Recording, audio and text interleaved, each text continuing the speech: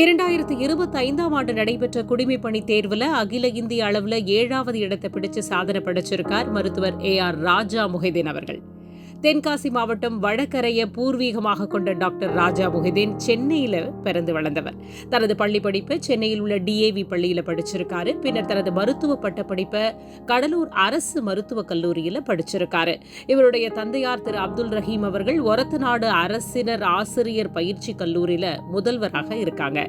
தாயார் திருமதி லலித் யாஸ்மின் அவர்கள் சென்னை RK நகரில் உள்ள அரசு கலை கல்லூரியில் முதல்வராக பணியாற்றி வராங்க. இந்த வெற்றி இவருடைய 3வது முயற்சியில இவருக்கு கிடைச்சிருக்கு.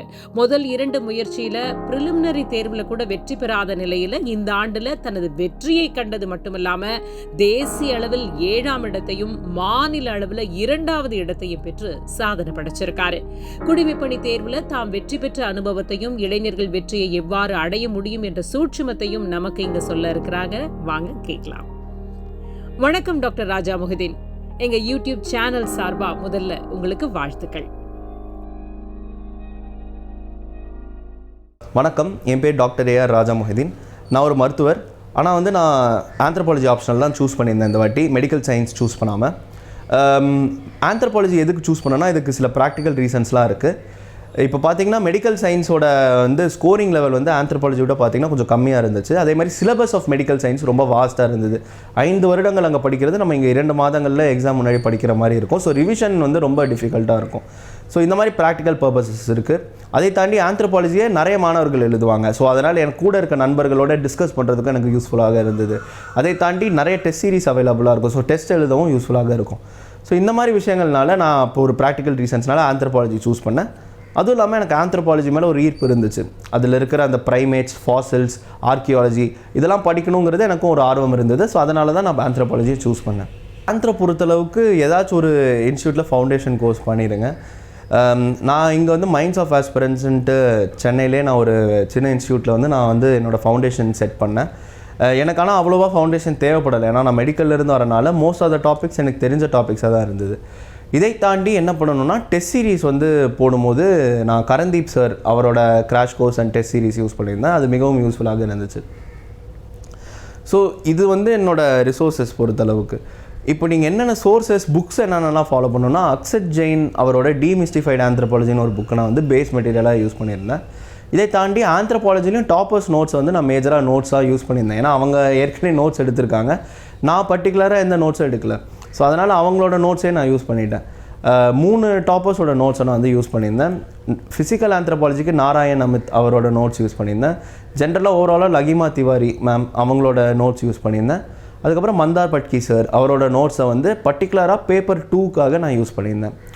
இதை தாண்டி பேப்பர் 1 பேப்பர் 2ல் நம்ம என்ன பர்டிகுலராக பண்ணலான்னா பேப்பர் 1ல் ஃபிசிக்கல் ஆந்த்ரோபாலஜியில் நீங்கள் நிறைய ஃபோக்கஸ் போட்டிங்கன்னா உங்களுக்கு மார்க்ஸ் வரும்.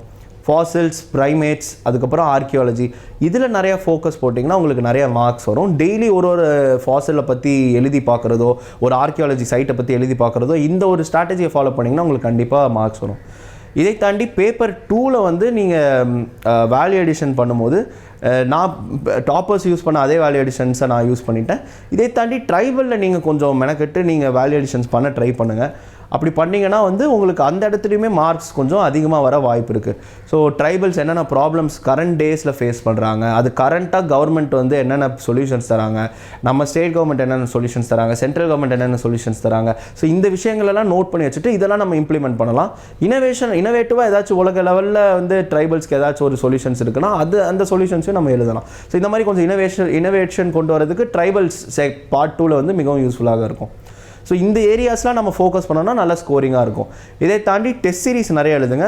PYQs நீங்கள் ஃபோக்கஸ் பண்ணி அதில் ஸ்டாட்டிக் இந்த ஃபாசில்ஸ் இந்த ப்ரைமேட்ஸ்லாம் சொன்னல இதில் இருக்கிற PYQஸ்லாம் நீங்கள் மக் அடிச்சுட்டு நீங்கள் ஃபுல்லாக எழுதி ப்ராக்டிஸ் பண்ணால் அதை எக்ஸாம் ஹாலில் கேட்டால் அப்படியே ரிப்ளிகேட் பண்ணுற மாதிரி பண்ணிங்கன்னா நல்ல மார்க்ஸ் வரும். இப்போ ஆந்த்ரோபாலஜியில் பார்த்தீங்கன்னா சில பவுன்சர் கொஸ்டின்ஸ்னு சொல்லுவாங்க. அதாவது நம்ம எதிர்பாராத கொஸ்டின்ஸ்லாம் வரும் சில வாட்டி.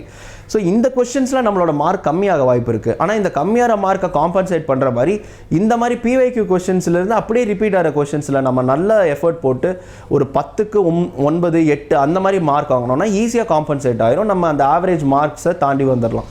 ஸோ இந்த ஒரு ஸ்ட்ராட்டஜியை நீங்கள் இதை ஃபாலோ பண்ணுங்கள். ஸோ ஆந்த்ரோபாலஜி பொறுத்தளவுக்கு நான் டாப்பர்ஸ் நோட்ஸ் யூஸ் பண்ணேன், டீமிஸ்டிஃபைடு ஆந்த்ரோபாலஜி புக் யூஸ் பண்ணேன், அதுக்கப்புறம் கரந்தீப் சாரோட கிராஷ் கோர்ஸ் யூஸ் பண்ணியிருந்தேன். இது ஒரு 3 லெவல் ஆஃப் சோர்சஸ் மட்டும்தான் யூஸ் பண்ணியிருந்தேன். அதுக்கப்புறம் டெஸ்ட் சீரீஸ் வந்து நான் இந்த வருடத்துக்கு நான் எழுதலை, இந்த வருடத்துக்கு வெறும் ஒரே ஒரு டெஸ்ட்டு தான் எழுதியிருந்தேன், ஒரே ஒரு செக்ஷனல் தான் எழுதியிருந்தேன். டைம் மிகவும் குறைவாக இருந்தது ப்ரிலிம்ஸ்க்கும் மெயின்ஸ்க்கும், அதனால் என்னால் எழுத முடியல. ஆனால் கடந்த 2 ஆண்டுகள் நான் எக்ஸ்டென்சிவ் ரைட்டிங் ப்ராக்டிஸ் இருந்துச்சு. ஸோ இதெல்லாம் இருந்தனால இந்த வருடம் என்னால் டெஸ்ட்ஸ் அவ்வளோவா எழுத முடியலனாலும் 266 ஸ்கோர் என்னால் ஸ்கோர் பண்ண முடிஞ்சது. ஸோ அதனால் நீங்கள் அந்த தவறு செய்யாமல் டெஸ்ட் சீரீஸ் நிறைய எழுதுனீங்கன்னா அந்த மார்க்ஸ் இன்க்ரீஸ் ஆகும். பிஒய்க்யூஸும் கொஞ்சம் ஃபோக்கஸ் பண்ணி பாருங்கள். தேங்க்யூ. பெல் ஐக்கன் ப்ரெஸ் பண்ண மறந்து போயிடாதீங்க. அப்போ தான் நாங்கள் போஸ்ட் பண்ணுற வீடியோவோட நோட்டிஃபிகேஷன் உங்களுக்கு வரும்.